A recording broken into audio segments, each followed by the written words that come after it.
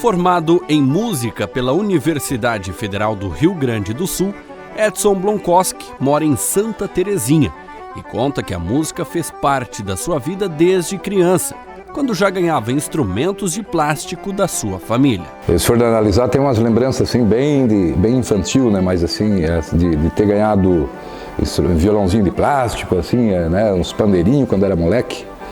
Mas que eu lembro, assim, que eu comecei mesmo na música, sério, foi aí quando eu tinha 9 anos. E faz um tempinho atrás já. O meu pai, para o Natal, deu um acordeon, uma Hering, 48 baixos, tem até hoje a bichinha. E ali que começou sério, né? Assim que eu comecei a estudar música de verdade, a compreender música. Eu tive facilidade, assim, né? Talvez por causa do ouvido e tal, de aprender assim sozinho alguma coisa, assim, tirar melodias, né? Desde o começo.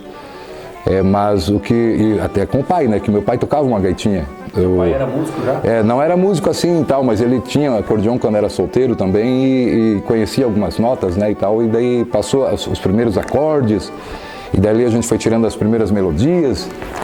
E em 1979, quando eu ganhei esse acordeão, já no ano seguinte, naquele tempo eles tinham, as danças eram os bailados. Então era assim, na escola ensaiavam os alunos, né, para fazer a dança, era chamado os bailados.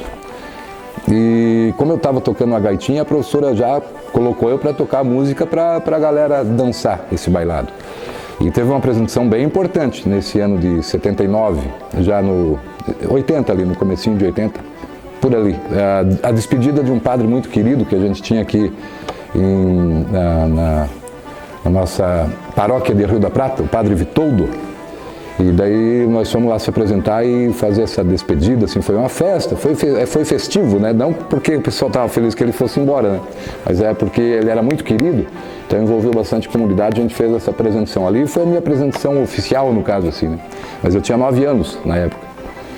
E daí, na sequência, o pessoal de Rio da Prata, através da família Tisch, eles, por causa da dança polonesa, eles trouxeram um professor de Paraguaçu aqui em Itaiópolis, Martim Francisco Engler, também em memória.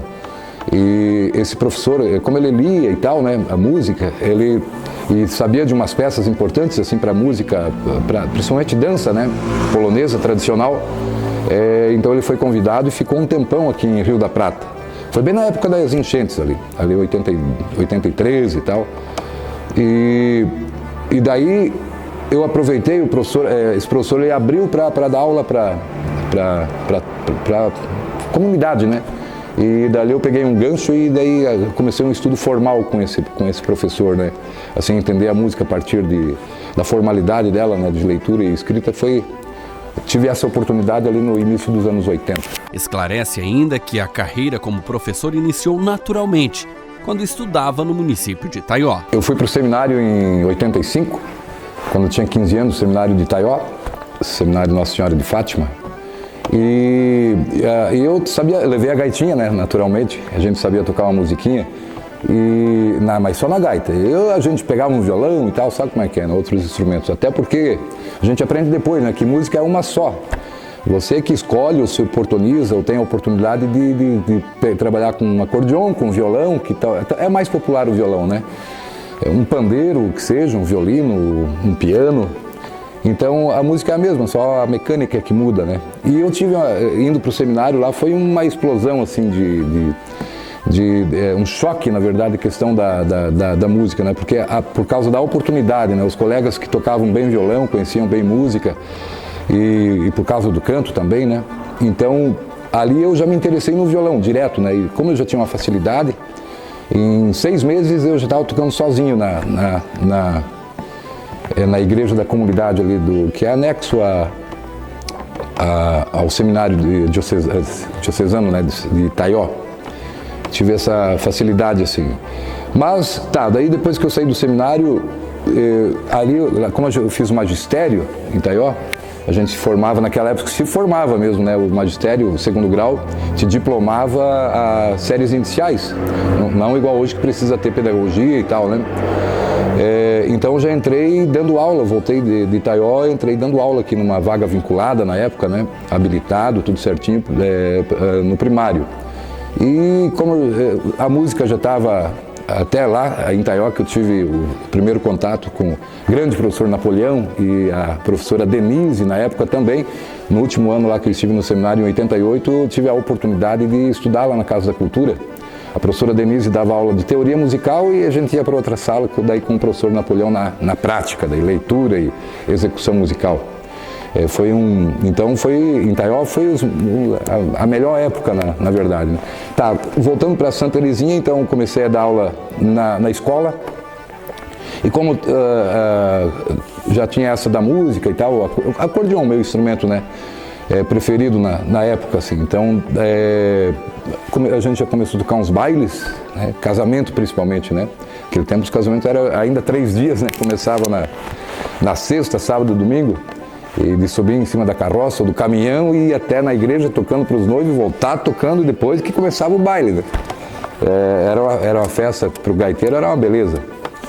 E naturalmente a busca dos pais, assim, vendo que a gente tocava e tal, querendo oportunizar para os seus filhos o estudo musical, procurava a gente.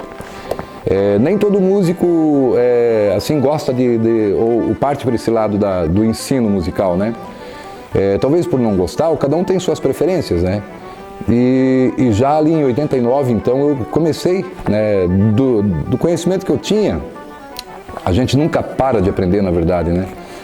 A formação da gente é sempre continuada, com certeza, né? A gente precisa até se reciclar dos velhos conhecimentos, né? E então em 89 já comecei dando aula para os alunos, sempre, né? Mas assim, não levando a sério como para uma escola de música, ou como a gente tem hoje, né, com aulas particulares, né? Mas caminhou junto esse negócio, né, de aula na escola e aula particular com os alunos e os bailes. Hoje Edson é professor de ensino musical na Casa da Cultura, na cidade onde mora, mas já atuou em algumas outras cidades da região. Dando aula na Casa da Cultura, agora em Santa Terezinha, né? A gente já trabalhou em Rio do Campo também, nos municípios vizinhos aí, e sempre com aula particular, né? E agora também com os bailes, né? Casamentos, festas. A gente tem um grupo também, né? Com uns amigos aí, que na verdade a gente só respira música, né? Sai do trabalho que é música, ensino musical, e já pega um repertório já para continuar na música, a animação, né? A música é isso, né? A animação é um estado de espírito, por isso que a gente deve provocar, a música deve provocar isso, né? Então por isso que é considerada arte. Entre estar nos palcos ou em sala de aula, o professor não consegue escolher o que prefere. Eu não sei, é uma coisa tão natural, ou como eu poderia dizer, tão necessária, não parei para pensar. Eu acho que se faltasse um desse, talvez aí eu sentiria de verdade. Mas eu não tenho preferência não, porque é prazeroso os dois, tanto dando aula como é assim, coisa que a gente só tem compromisso com o horário de chegada e tal, né? Mas depois a hora passa muito rápido, né? Porque a gente faz o que gosta, seja num baile mesmo, puxando a sanfona aí 5 horas, até 6 horas, depende, né? Dando uns pulos em cima do palco, ou dando aula, assim, passa muito rápido, porque a gente faz o que gosta, né? Eu acho que se faltasse, aí eu sentiria, mas dizer o que eu prefiro, eu acho que tudo faz parte de um contexto. E afirma com precisão que parar com a música, jamais. Jamais me passou pela cabeça parar. Não, como assim, né? Como assim? Não tem mínima possibilidade, é continuar, quem sabe se aprimorar. É como eu falei, a gente precisa estar se aprimorando, sempre estudando. Até porque, se for analisar, só para fazer um adendo, o músico, né, é um atleta. Mas um atleta que precisa ainda, acima de tudo, um atleta refinado, né? A musculatura apropriada, a questão de coordenação e memorização mecânica através da repetição. Então é um condicionamento físico, né? E a gente, por isso, precisa estar sempre tocando, sempre ensaiando e tal. Essa questão de parar, se aposentar, mas nunca, né? Jamais, não passa pela cabeça. Não me passou pela cabeça. É uma segunda pergunta que tu me faz aí que me surpreende. Não, jamais. Parar nunca.